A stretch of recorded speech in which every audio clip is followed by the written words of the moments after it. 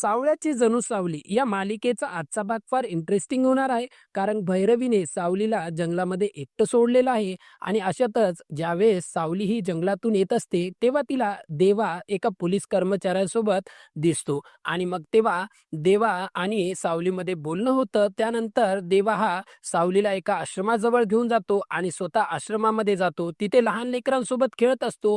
तेव्हा सावली त्याच्यासोबत असलेल्या पोलीस कर्मचाऱ्याला विचारते की मला इथे का आणलं आहे? तेव्हा देवासोबतचा पोलीस कर्मचारी सावलीला सांगतो, की तुम्ही मोगा विचारत होतात ना, की तुम्ही असे लोकांकडून पैसे का घेता? तुम्ही लाच का घेता? पगार तर तुम्हाला आहेच ना.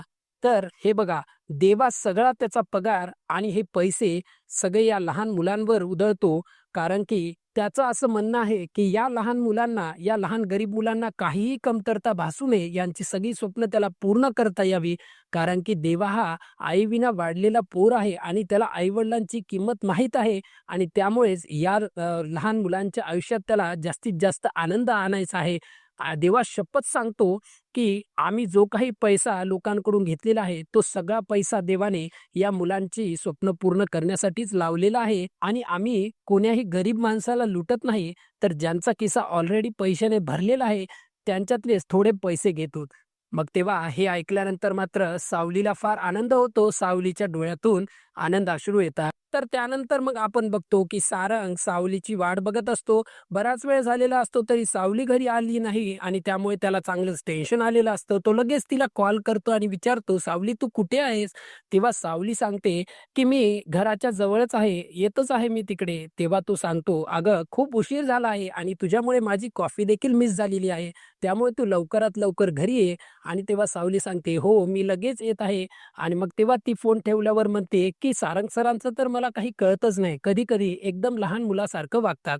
तर इकडे सारंग हा स्विमिंग पूलजवळ एकटाच असतो आणि मग तेवढ्यात तिथे एंट्री होते ती अस्मीची.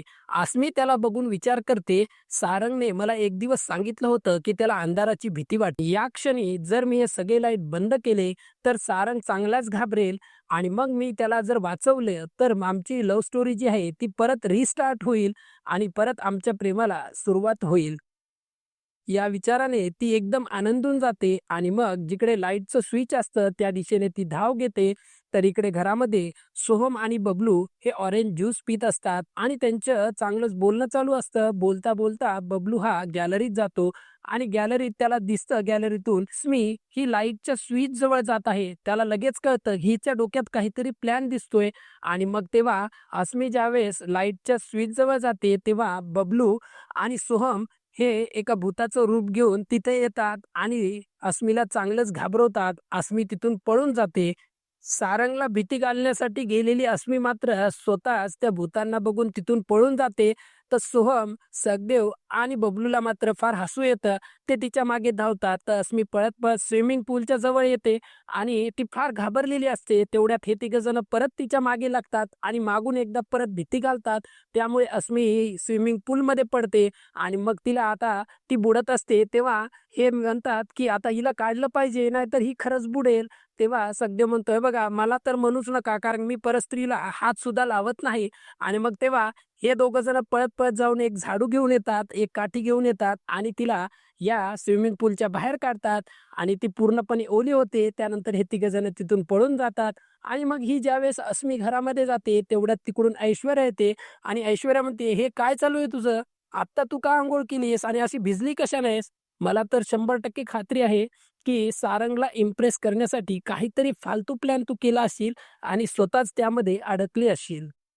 त्यानंतर अस्मी तिच्याकडे रागाने बघते आणि तिथून निघून जाते. तेव्हा ऐश्वर्या म्हणते, "तू हवे तेवढे प्रयत्न कर, पण या घरामध्ये तुझा कुठलाही प्लॅन सक्सेस होणार नाही, जोपर्यंत तू माझी पाया पडून माफी मागत नाही." कारण या घरामध्ये माझ्याशिवाय तुला ऑप्शनच नाही. त्यानंतर आपण बघतो अस्मी ही थेट सारंगच्या रूममध्ये जाते. सारंग इकडे काहीतरी विचार करत असतो. तेवढ्यातच तिथे अस्मी येते. अस्मीला बघून तो शॉक होतो. अस्मी पूर्णपणे भिजलेली असते आणि अस्मी म्हणते, की "सारंग, मला फार थंडी वाजते आहे. तू माझी काही हेल्प करशील का?" तेव्हा सारंग म्हणतो, "हो ना, एक काम कर, बाजूला तिथं रूम आहे, तिथं जा, टॉवेल घे आणि स्वतःचं अंग पुसून घे." हे ऐकल्यावर मात्र अस्मीला फार राग येतो. अस्मी म्हणते, "अरे सारंग, तू असं का करतोयस? मी आजारी पडेल." तेव्हा सारंग म्हणतो, "जर आजारी पडलीस तर डॉक्टरकडे तू जाऊच शकतेस." अस्मी सारंगच्या अजून जवळीक साधण्याचा प्रयत्न करते सारंगसोबत, पण सारंग म्हणतो, "अस्मी थोडंसं दूर राहा." तेव्हा अस्मी म्हणते, "हे काय चालू आहे तुझं? आल्यापासून तू माझ्यासोबत डिस्टन्स मेंटेन करत आहेस." अस्मी म्हणते, "सारंग, मला माहीत आहे तुझं माझ्यावर अजूनही प्रेम आहे. तू मला विसरलेला नाहीस." आणि मग तेव्हा सारंग म्हणतो, की "हे बघ अस्मी, उगाच माझ्यासोबत जवळीक साधण्याचा प्रयत्न करू नकोस आणि अंगझटीला येऊ नकोस. तू थोडं लांब राहा बरं." पण अस्मी ऐकायला तयार नसते. तर तिकडून सावली मात्र सारंगसाठी कॉफी घेऊन येत असते आणि मग तेवढ्यात सावली हे सगळं बघते. सावली दरवाजाबाहेरच उभा राहते आणि मग तिकडे अस्मी सारंगला म्हणत असते, "हे बघ सारंग, आजही आपण एकत्र येऊ शकतो." पण तेव्हा सारंग म्हणतो, "नाही, मला माझ्या लिमिट माहीत आहेत. माझं लग्न झालेलं आहे आणि आता आपल्या लव्ह स्टोरीमध्ये पुढे काहीही होऊ शकत नाही." सारंग चिडतो आणि म्हणतो, "अस्मी, तू तुझ्या खोलीमध्ये जा." आणि मग इकडे आपण बघतो, अस्मी मात्र सगळे प्रयत्न करून थकलेली असते आणि ती मग थेट जाते ऐश्वर्याकडे आणि ऐश्वर्याला म्हणते, की "माझं चुकलं, मला माफ करा. पण या घरामध्ये जर कुठलंही काम करायचं असेल, तर मला आता कळून चुकलं आहे. तुमच्याशिवाय मला पर्याय नाही. माझी प्लीज साथ द्या." तेव्हा ऐश्वर्या म्हणते, "मी तुझ्या प्रत्येक प्लॅनमध्ये तुझी साथ देईल, पण तुला त्यासाठी माझे पाय पकडून माझी माफी मागावी लागेल आणि ॲक्सेप्ट करावं लागेल, की तू मूर्ख आहेस." पुढे ऐश्वर्या म्हणते, "हे बघ अस्मी, सारंगला प्रेमात पाडणं याचं तुला 0 क्रेडिट आहे. कारण की हे सगळा प्लॅन जगन्नाथचा होता. जगन्नाथची तुझ्यावर कृपा झाली. पण वाईट झालं, की आता जगन्नाथ देखील तुझ्या सोबत नाहीये आणि तुला कोणाचा आणि कोणाचा तरी सपोर्ट तर लागणारच आहे आणि नाईलाजाने तुझ्याकडे माझ्याशिवाय कुठलाही पर्याय नाहीये." पुढे ऐश्वर्या म्हणते, "हे बघ, सारंगने जर हट्ट केला, की मला ती सावलीच आवडते, तर तिलोत्तमा सहज ॲक्सेप्ट करेल आणि मग तुझी या घरातून कायमची एक्झिट होईल." तेव्हा मात्र अस्मी चांगलीच घाबरते आणि अस्मी ऐश्वर्यासमोर हात जोडते आणि म्हणते, "तुम्ही जे सांगाल ते मी करेल, पण मला सारंग हवा आहे." तेव्हा ऐश्वर्या सांगते, "आता नीट लक्ष देऊन ऐक. या घरामध्ये दोघांचं राज्य चालतं. ते म्हणजे तिलोत्तमा आणि दुसरं म्हणजे मी.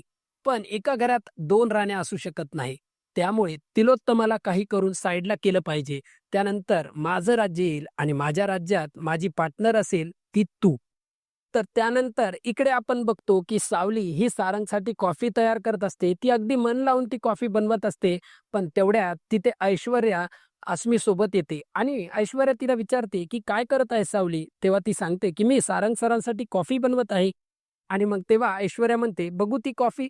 आणि ती कॉफी घेऊन अस्मीच्या हातात देते आणि अस्मीला सांगते, की "तू सारंग सरांना आजपासून कॉफी नेऊन द्यायची. सावली, तू फक्त नोकरांची कामं करायची. त्या सखदेवसोबत तू घरातील मग इतर कामं करायची, भांडी धुवायची आणि सगळे कामं करायची. पण आजपासून तू सारंग सरांच्या तिकडे जायचं नाही."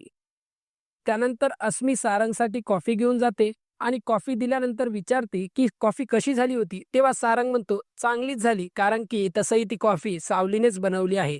त्याच्यानंतर आपण बघतो, की इकडे अस्मी ज्यावेळेस अपसेट होऊन घराबाहेर जाते, त्यावेळेस तिलोत्तमा तिला आवाज देते. तिलोत्तमाच्या रूममध्ये ती तिला घेऊन जाते. तिलोत्तमा म्हणते, "हे बघ, तुला माहीत आहे ना, मी तुला या घरामध्ये परत एकदा कशासाठी आणलं आहे?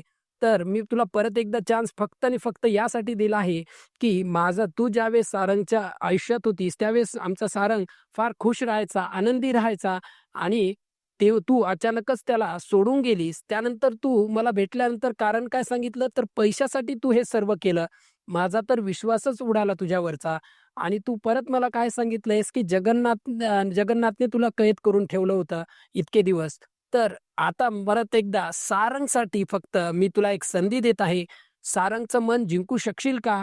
सारंगला परत एकदा तुझ्या प्रेमात पाडू शकशील का?"